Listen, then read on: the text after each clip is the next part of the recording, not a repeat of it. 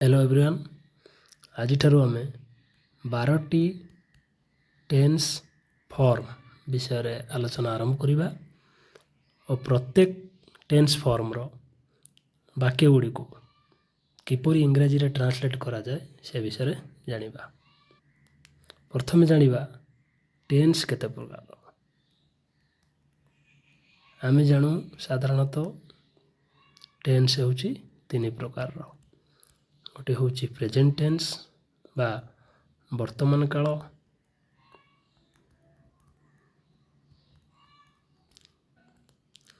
गोटे होची past tense बा अतीत काल, गोटे होची फ्यूचर टेन्स बा आमे ताकू साधारणतः बड़ पिलांक क्लास रे फ्यूचर टाइम कहि थाउ, ताकू आमे कहू ओडिया रे भविष्यत काल।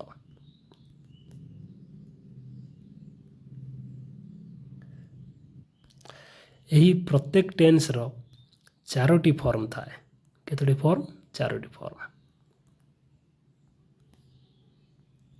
सेगुडी को चारोटी एस्पेक्ट्स मध्य कुआ जाए इंग्लिश टेन्स रो।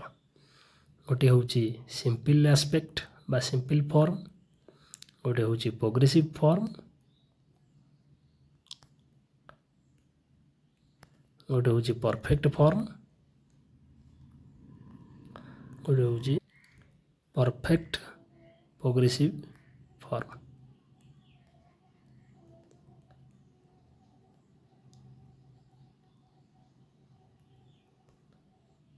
अर्थात ये तीनोटी टेन्स रो प्रत्येक टेन्स चारोटी फॉर्म बहन करिता है। प्रेजेंट टेन्स रो मध्य सिंपल प्रेजेंट फॉर्म थाए, प्रेजेंट रो प्रेजेंट प्रोग्रेसिव फॉर्म थाए, प्रेजेंट परफेक्ट फॉर्म थाए, प्रेजेंट परफेक्ट प्रोग्रेसिव फॉर्म थाए। पास्ट टेन्स रो मध्य सिंपल पास्ट फॉर्म थाए, पास्ट प्रोग्रेसिव फॉर्म थाए, पास्ट परफेक्ट फॉर्म थाए, पास्ट परफेक्ट प्रोग्रेसिव फॉर्म मध्य थाए। सेहीपरि future time रो मध्य simple future form थाए, future progressive form थाए, future perfect form थाए और फ्यूचर परफेक्ट प्रोग्रेसिव फॉर्म थाए। तेणु यहीपरि भाव में आम देखिलु तीनोटी टेन्स रो समुदाय 12टी फॉर्म थाए, जहाँ विषय आम गोटे पर गोटे वीडियो रे पढ़ी चलिबा। वर्तमान आम देखि प्रेजेंट टेन्स रो चारोटी फॉर्म रे केउपरि वाक्य थाए। प्रथम फॉर्म होची simple present tense. Simple present tense रे साधारणतः वाक्य गुड़िक शेष रे ए, उ, अ, अंति आदि उच्चारण होउथाए। जेपरिक मु खेले, से पढ़े, तुमे आस, से माने नाचंती। एपरी प्रेजेंट रो प्रोग्रेसिव टेन्स रे बा प्रोग्रेसिव फॉर्म रे साधारणतः लास्ट को उ अच्छी उच्चारण होइथाए। ओडिया वाक्यर शेष रे उ अच्छी उच्चारण होइथाए। जेमिति कि आमे खेलु अछु, प्रोग्रेस रो अर्थ होची कार्यटी चालू अछि। तेणु एहीपरि वाक्य हुए मु खेलु अछि, से पढ़ु अछि, तुमे नाचु अछ, आमे आसु अछु, एहीपरि वाक्य थाए। प्रेजेंट टेन्स रो परफेक्ट फॉर्म रे जो वाक्य गुड़िक थाए, ओडिया वाक्य गुड़िक थाए, तार शेष रे साधारणतः ई अच्छी उच्चारण होइथाए।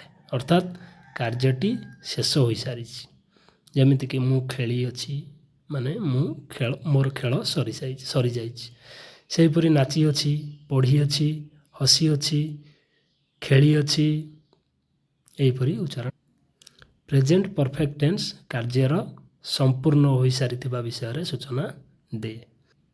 सेहीपरि प्रेजेंट परफेक्ट प्रोग्रेसिव टेन्स कौन सूचना दिए ना प्रेजेंट परफेक्ट प्रोग्रेसिव टेन्स सूचना दिए कार्यटी बहु समय धरी चली आसुअछि, वर्तमान सुधा मध्य सरी नहीं, लंबा समय धरी कार्यटी होई आसुअछि बुझाइले प्रेजेंट परफेक्ट प्रोग्रेसिव टेन्स ताकू कुआ जाए। तार शेष ओडिया वाक्य शेष रे कौन उच्चारण होउतिला आमे जानि परिबा एटा होउछि प्रेजेंट परफेक्ट प्रोग्रेसिव टेन्स रो बोली ना ओडिया वाक्य शेष रो जदि हमको एपरि उच्चारण हेतु ई आसु अछि रो उच्चारण होउथाए तेबे आमे जानिबा ताहा प्रेजेंट परफेक्ट प्रोग्रेसिव टेन्स रो बोली। जेमिति कि ଉଦାହରଣରେ ଦେଇଛି ମୁଁ ଖେଳି ଆସୁଅଛି, ସେ ପଢ଼ି ଆସୁଅଛି, ତୁମେ ନାଚି ଆସୁଅଛ, ସେମାନେ ଦୌଡ଼ି ଆସୁଅଛନ୍ତି। ଏପରି ବାକ୍ୟ ଥିଲେ ଆମେ ଜାଣିବା କାର୍ଯ୍ୟଟି ବହୁ ସମୟ ଧରି ଚାଲି ଆସୁଅଛି, ବର୍ତ୍ତମାନ ସୁଦ୍ଧା ଶେଷ ହୋଇନାହିଁ। ତେଣୁ ଏପରି ଲମ୍ବା ସମୟ ଧରି କାର୍ଯ୍ୟ ହୋଇ ଆସୁଅଛି ବୁଝାଇଲେ ଆମେ ତାକୁ ପ୍ରେଜେଣ୍ଟ ପରଫେକ୍ଟ ପ୍ରୋଗ୍ରେସିଭ୍ ଟେନ୍ସର ବୋଲି ଜାଣିବା। ବର୍ତ୍ତମାନ ଦେଖିବା ପ୍ରେଜେଣ୍ଟ ଟେନ୍ସ ଭଳି ପାଷ୍ଟ ଟେନ୍ସର 4ଟି ଫର୍ମ କିପରି ହୋଇଥାଏ ଓ ପାଷ୍ଟ ଟେନ୍ସର 4ଟି ଫର୍ମରେ ଓଡ଼ିଆ ବାକ୍ୟର ରୂପ କିପରି ଥାଏ। ସିମ୍ପଲ୍ ପ୍ରେଜେଣ୍ଟରେ ଆମେ ଦେଖିଥିଲୁ ଲେଖାଯାଇଥିଲା ମୁଁ ଖେଳେ, କିନ୍ତୁ ସିମ୍ପଲ୍ ପାଷ୍ଟ କହିଲେ ଲେଖାଯାଇଥିବ ମୁଁ ଖେଳିଲି, ନାଚିଲି, ପଢ଼ିଲି, ହସିଲି। ଅର୍ଥାତ୍ ଓଡ଼ିଆ ବାକ୍ୟ ଶେଷରେ ଯଦି ଲ, ଲା, ଲି, ଲୁ ଇତ୍ୟାଦି ଉଚ୍ଚାରଣ ହେଉଥାଏ ତାହେଲେ ଆମେ ଜାଣିଯିବା ତାହା ସିମ୍ପଲ୍ ପାଷ୍ଟ ଟେନ୍ସକୁ ବୁଝାଉଛି। ପ୍ରେଜେଣ୍ଟ ପ୍ରୋଗ୍ରେସିଭରେ ଆମେ ଦେଖୁଥିଲୁ ବାକ୍ୟ ଥିଲା ଖେଳୁ ଅଛି, ନାଚୁ ଅଛି, ଉ ଅଛି, କିନ୍ତୁ ପାଷ୍ଟ ପ୍ରୋଗ୍ରେସିଭ୍ ଟେନ୍ସରେ ଲେଖାଯାଇଛି ମୁଁ ଖେଳୁଥିଲି। ଅର୍ଥାତ୍ ଓଡ଼ିଆ ବାକ୍ୟ ଶେଷରେ ଯଦି ଉ ଥିଲି ଉଚ୍ଚାରଣ ହେଉଥିବ, ଉ ଥିଲୁ ଉଚ୍ଚାରଣ ହେଉଥିବ, ଉ ଥିଲେ ଉଚ୍ଚାରଣ ହେଉଥିବ ତାକୁ ଆମେ ପାଷ୍ଟ ପ୍ରୋଗ୍ରେସିଭ୍ ଟେନ୍ସର ବୋଲି ଜାଣିବା। ପ୍ରେଜେଣ୍ଟ ପରଫେକ୍ଟ ଟେନ୍ସରେ ଲେଖାଯାଇଥିଲା ମୁଁ ଖେଳି ଅଛି, ଇ ଅଛି ଉଚ୍ଚାରଣ ହେଉଥିଲା, କିନ୍ତୁ ପାଷ୍ଟ ପରଫେକ୍ଟ ଟେନ୍ସରେ କ'ଣ ଲେଖାଯାଇଛି ମୁଁ ଖେଳିଥିଲି, ନାଚିଥିଲି, ପଢ଼ିଥିଲି, ହସିଥିଲି। ଅର୍ଥାତ୍ ଇ ଅଛି ବଦଳରେ ଯଦି ଇ ଥିଲି ଲେଖାଯାଇଥିବ ଉଚ୍ଚାରଣ ହେଉଥିବ ଓଡ଼ିଆ ବାକ୍ୟ ଶେଷ ତାହେଲେ ଆମେ ତାକୁ ପାଷ୍ଟ ପରଫେକ୍ଟ ଟେନ୍ସର ବୋଲି ଜାଣିବା। ଇ ଥିଲି କିମ୍ବା ଇ ଥିଲୁ, ଇ ଥିଲେ ଇତ୍ୟାଦି ଉଚ୍ଚାରଣ ହେଉଥିବ। ସେହିପରି ପ୍ରେଜେଣ୍ଟ ପରଫେକ୍ଟ ପ୍ରୋଗ୍ରେସିଭ୍ ଟେନ୍ସରେ ଆମେ ଦେଖୁଥିଲୁ ଇ ଆସୁ ଅଛି ଉଚ୍ଚାରଣ ହେଉଥିଲା, କିନ୍ତୁ ପାଷ୍ଟ ପରଫେକ୍ଟ ପ୍ରୋଗ୍ରେସିଭ୍ ଟେନ୍ସରେ ଇ ଆସୁଥିଲୁ ଉଚ୍ଚାରଣ ହେଉଛି, ଇ ଆସୁଥିଲେ, ଇ ଆସୁଥିଲୁ, ଇ ଆସୁଥିଲ ଇତ୍ୟାଦି ଉଚ୍ଚାରଣ ହେଉଛି। ମୁଁ ଖେଳି ଆସୁଥିଲି, ସେ ନାଚି ଆସୁଥିଲା, ତୁମେ ପଢ଼ି ଆସୁଥିଲ। ଅର୍ଥାତ୍ ଅତୀତରେ କାର୍ଯ୍ୟଟି ଲମ୍ବା ସମୟ ଧରି ହୋଇ ଆସୁଥିଲା। ଏଇଟା ବୁଝେଇଲେ ତାକୁ ଆମେ ପାଷ୍ଟ ପରଫେକ୍ଟ ପ୍ରୋଗ୍ରେସିଭ୍ ଟେନ୍ସର ବୋଲି ଚିହ୍ନିବା।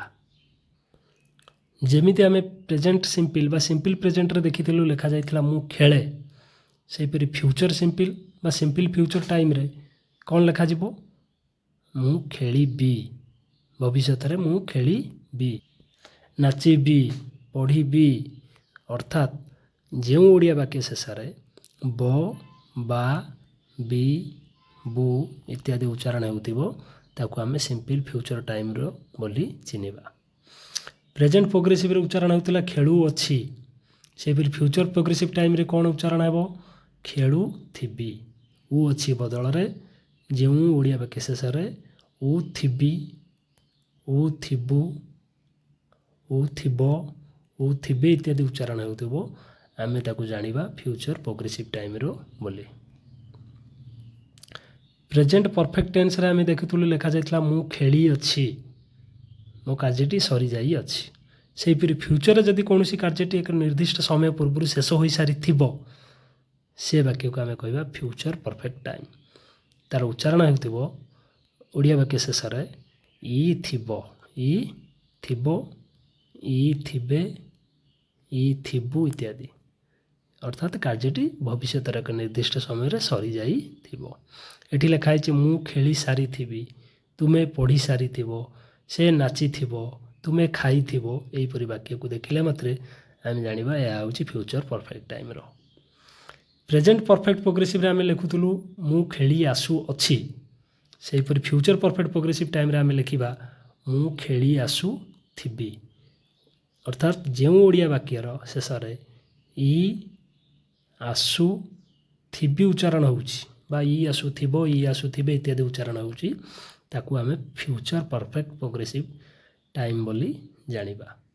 ଏଥିରୁ ଆମେ ଜାଣିଲୁ ଆମ ପାଖରେ 3ଟି ଟେନ୍ସ ଅଛି, ପ୍ରତ୍ୟେକ ଟେନ୍ସର 4ଟି ଆସ୍ପେକ୍ଟସ୍ ବା 4ଟି ଫର୍ମ ଅଛି। ବର୍ତ୍ତମାନ ଆମେ ସିଧା ବହିର structural approach to translation orange colour ବହିର 40 ନମ୍ବର ପେଜ୍କୁ ଆସିବା। ଏଉଠୁ 12ଟି ଟେନ୍ସ ଫର୍ମ ଆରମ୍ଭ ହୋଇଛି। आज आम पढ़ा सिंपल प्रेजेंट टेन्स। प्रथम कथा हूँ सिंपल प्रेजेंट टेन्स रे वाक्यटी अच्छी बोली किपरि जानिबा। आमे प्रथमे ओडिया वाक्यर शेष को लक्ष्य करबा उच्चारण।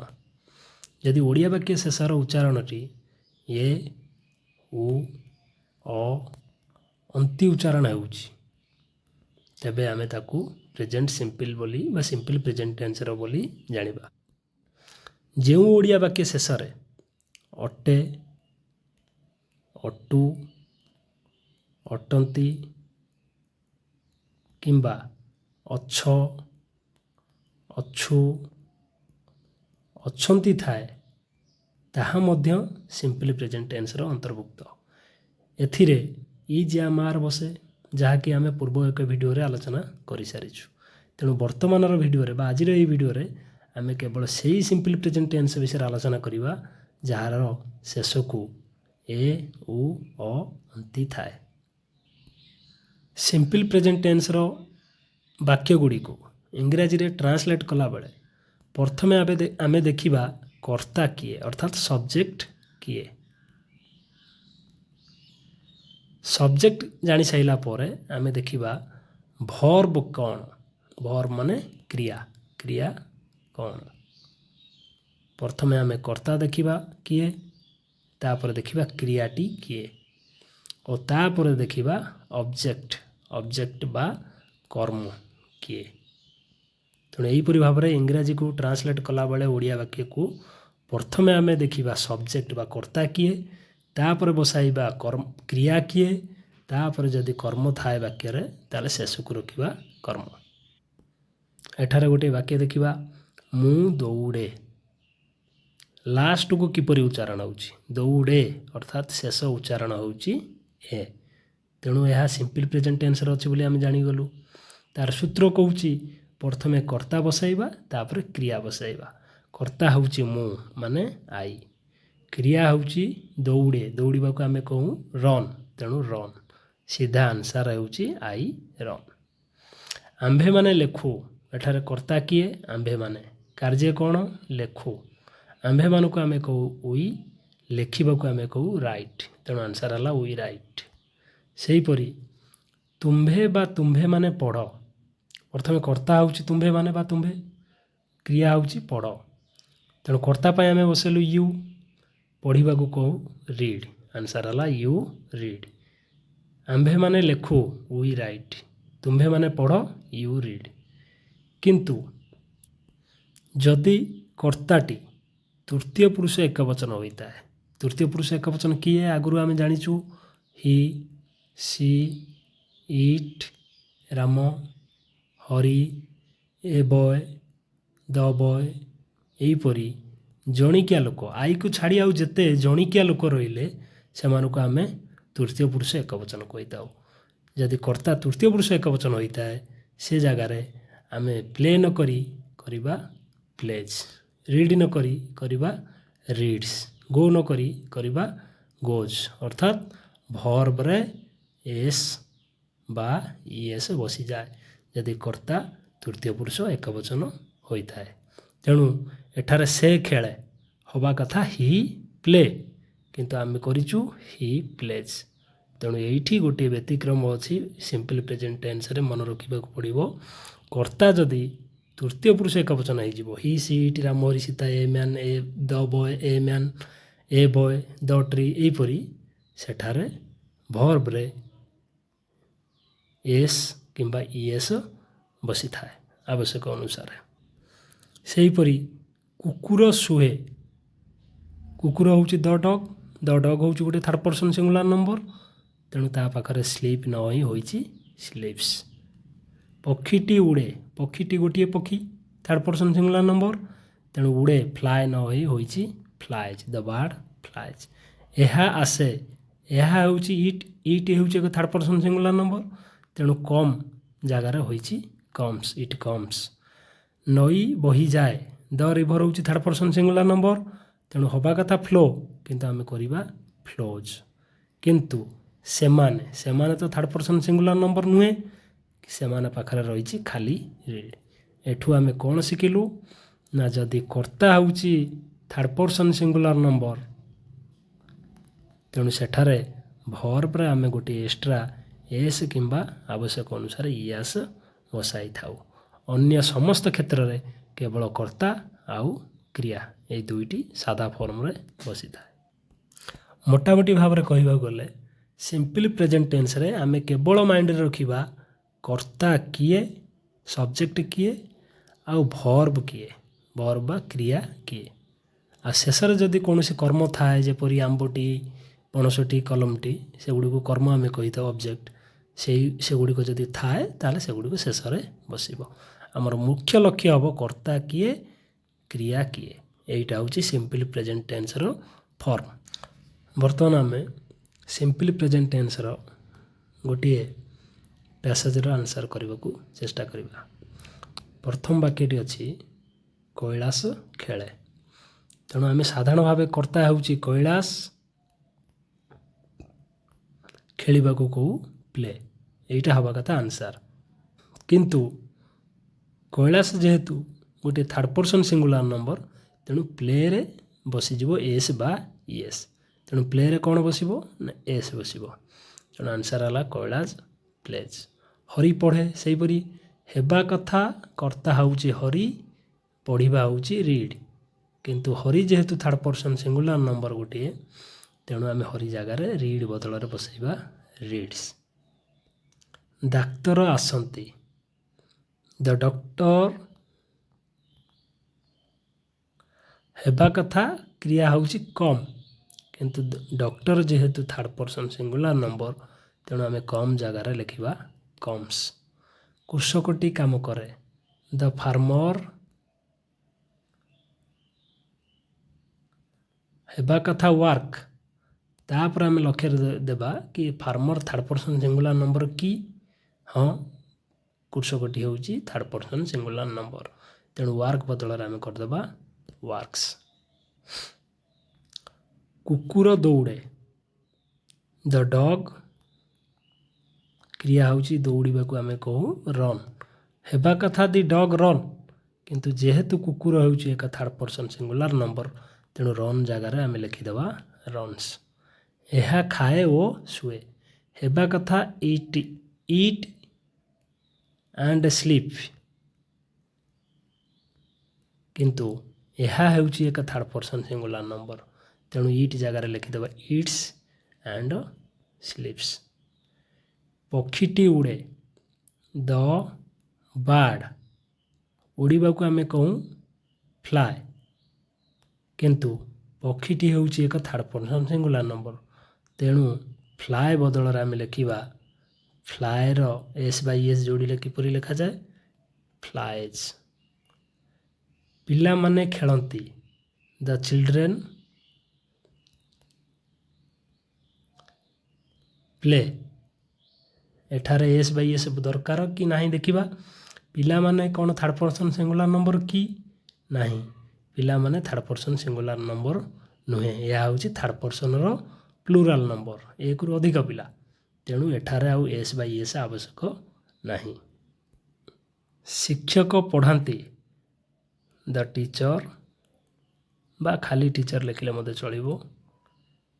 ये आमे लिखिबा कथा पढ़ाती को कहू टीच, आमे लिखि थांतु टीच, किंतु देखिबा शिक्षक कौन जड़े थर्ड पर्सन सिंगुलर नंबर कि हाँ शिक्षक जड़े तेणु थर्ड पर्सन सिंगुलर नंबर तेणु टीच बदल आम करदेबा टीचर्स। छात्र माने पढ़ती, द स्टूडेंट्स,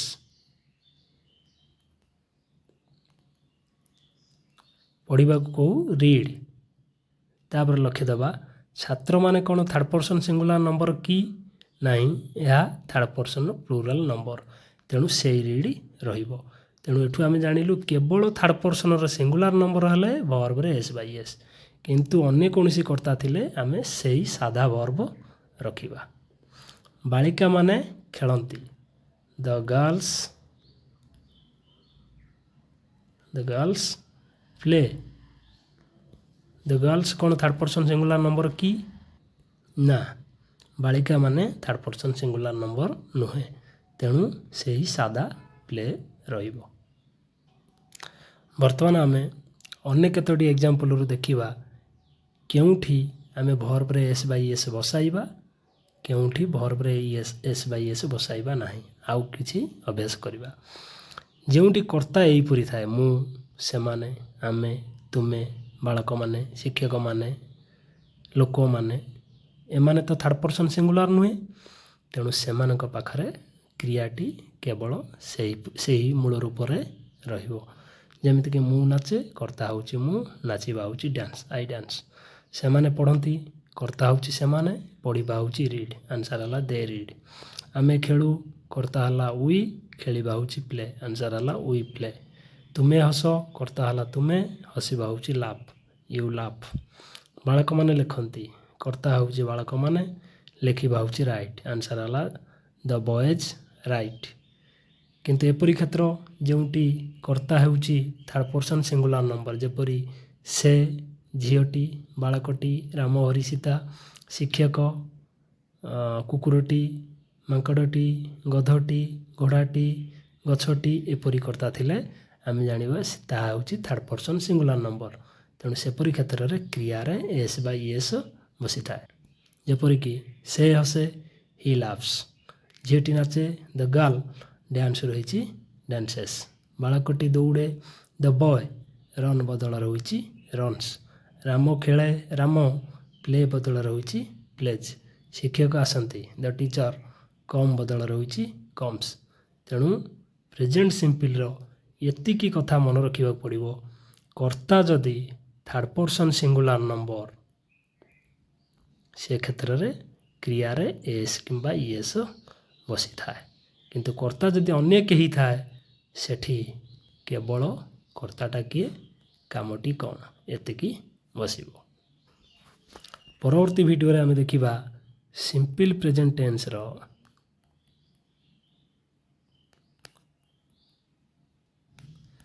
ନେଗେଟିଭ୍ ବାକ୍ୟ କିପରି କରାଯାଏ। ନେଗେଟିଭ୍ ବାକ୍ୟରେ ଆମେ ସାଧାରଣତଃ କେଉଁଠି ଡୁ ନଟ୍, କେଉଁଠି ଡଜ୍ ନଟ୍ ବସାଇଥାଉ। ଏ ବିଷୟରେ ଆମେ ପରବର୍ତ୍ତୀ ଭିଡ଼ିଓରେ ଜାଣିବା।